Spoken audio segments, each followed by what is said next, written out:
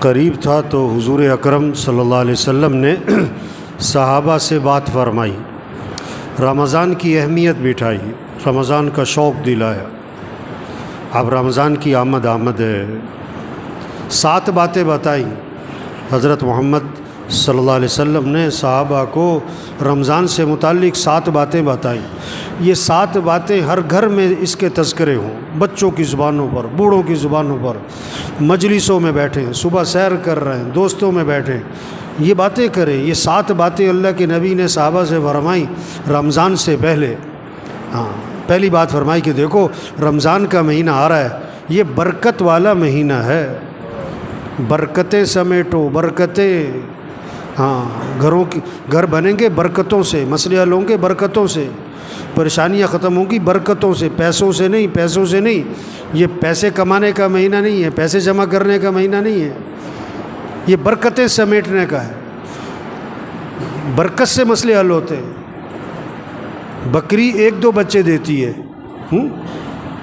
کتیا 8-10 بچے دیتی ہے۔ ریوڑ کس کے نظر آتے؟ ریوڑ؟ بکری میں برکت ہے، بکریوں میں برکت ہے، برکتیں سمیٹنے کا مہینہ آ رہا ہے۔ دوسری بات فرمائی، حق تعالی شانو اپنے بندوں کی طرف متوجہ ہو جاتے ہیں۔ جب اللہ بندوں کی طرف متوجہ ہو گئے تو بندوں کو بھی اللہ کی طرف متوجہ ہو جانا چاہیے۔ اب کتنی عجیب بات ہے، اللہ تو بندوں کی طرف متوجہ ہوں اور بندے اللہ کی طرف متوجہ نہ ہوں۔ آپ کسی کے پاس جائیں اور آپ کو وہ توجہ نہ دے، آپ کسی سے بات کریں اور وہ کسی اور طرف دیکھ رہا ہو۔ تیسری بات فرمائی، حق تعالی شانو اپنی رحمت خاصہ نازل فرماتے ہیں۔ عام رحمتیں پورے سال ہیں، رمضان میں خاص رحمتیں نازل ہو رہی ہیں، خاص رحمتیں۔ ان رحمتوں سے اپنا اپنا حصہ لے لو، اپنا حصہ لے لو، اپنا حصہ لے لو بھائی۔ نہر میں پانی ہوتا ہے، ہر آدمی اپنے برتن کے حساب سے پانی بھر لیتا ہے۔ جس کا چھوٹا برتن ہوتا ہے پانی بھی تھوڑا ملتا ہے، جس کا برتن کا ڈھکن بند ہوتا ہے اسے قطرہ بھی نہیں ملتا ہے۔ تو رحمتیں ہیں اللہ کی خاص، رمضان میں اپنا حصہ لو اس سے۔ چوتھی بات فرمائی، حق تعالی شانو بندوں کی خطاؤں کو معاف فرماتے ہیں۔ انسان سے بڑی غلطیاں ہیں، کمیاں، کوتاہیاں، کہیں دیکھنے میں، کہیں بولنے میں، کہیں سننے میں، کہیں کمانے میں، کہیں خرچ کرنے میں غلطیاں ہو رہی ہیں۔ اللہ معاف کرنے والے ہیں۔ رمضان کا مہینہ کس لیے؟ معافی مانگو، معافی مانگو، معافی مانگو اللہ سے، اللہ معاف کر دیں گے۔ یہ معافی مانگنے کا مہینہ ہے۔ اس لیے شب قدر میں کیا دعا سکھائی؟ یہ نہیں کہ میں نے بڑے روزے رکھے ہیں، بڑی تراویح پڑھی ہے، بڑی تہجد پڑھی ہے، بڑی نفلیں پڑھی ہیں، بڑا اعتکاف کیا ہے، بڑے صدقے کیے ہیں، اللہ قبول فرما۔ نہیں، شب قدر میں کیا دعا ہے؟ اللہم انک عفو تحب العفو فاعف عنی۔ اللہ تو معاف کرنے والا ہے، معافی کو پسند فرماتا ہے، مجھے معاف کر دے۔ بس معافی مانگو بھائی، اللہ کو بندے کا معافی مانگنا بہت پسند ہے۔ پانچویں بات فرمائی، حق تعالی شانو بندوں کی دعاؤں کو قبول فرماتے ہیں۔ یہ مہینہ کس کا ہے؟ مانگنے کا۔ ہم سب محتاج ہیں، سب کی ضرورتیں، سب کی پریشانیاں ہیں، سب کے حالات ہیں، گھریلو مسئلے، کاروباری مسئلے، ملک کے مسئلے، عوام کے مسئلے، حکمرانوں کے مسئلے، مسائل، مسلمانوں کے کتنے حالات پوری دنیا میں۔ اب ان سارے مسئلوں کو حل کرنے والا کون ہے؟ اللہ ہے۔ خوشیاں دینے والا اللہ ہے، پریشانیوں سے بچانے والا اللہ ہے، آئی مصیبتوں کو سے نکالنے والا اللہ ہے۔ تو کس سے مانگو؟ سحری کا وقت کس لیے ہے؟ مانگو اللہ سے۔ افطاری کا وقت کس لیے ہے؟ مانگو اللہ سے۔ یہ افطار پارٹیاں نہیں ہونی چاہیے، یہ سب 2 نمبری ہے۔ کوئی افطار پارٹیاں نہیں بھائی۔ افطاری کرواؤ کن کو؟ جنہیں کوئی نہیں کھلاتا، اور عزت سے کھلاؤ، لائن میں لگوا کے نہیں، سڑکوں پہ جمع کر کے نہیں، عزت سے کھلاؤ لوگوں کو۔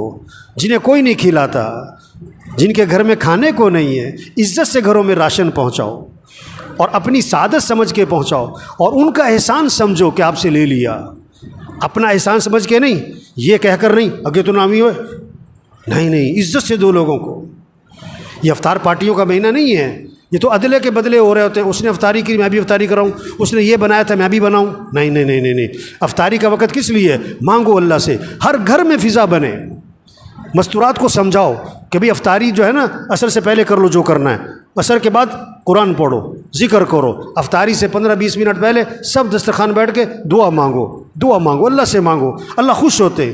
عرش اٹھانے والے فرشتوں سے اللہ فرماتے ہیں جب رمضان کا مہینہ شروع ہوتا ہے کہ اپنی اپنی عبادت چھوڑ دو، اب تمہارا ایک ہی کام ہے کہ روزے داروں کی دعاؤں پر آمین کہتے رہو۔ یہ مانگنے کا مہینہ آ رہا ہے، مانگو اللہ سے، مانگو اللہ سے۔ ایک اللہ کی ذات ہے جس سے مانگو تو خوش ہوتا ہے، نہ مانگو تو ناراض ہوتا ہے۔ خزانے بھرے پڑے ہیں، وہ سخی ہے، وہ کریم ہے، وہ جواد ہے۔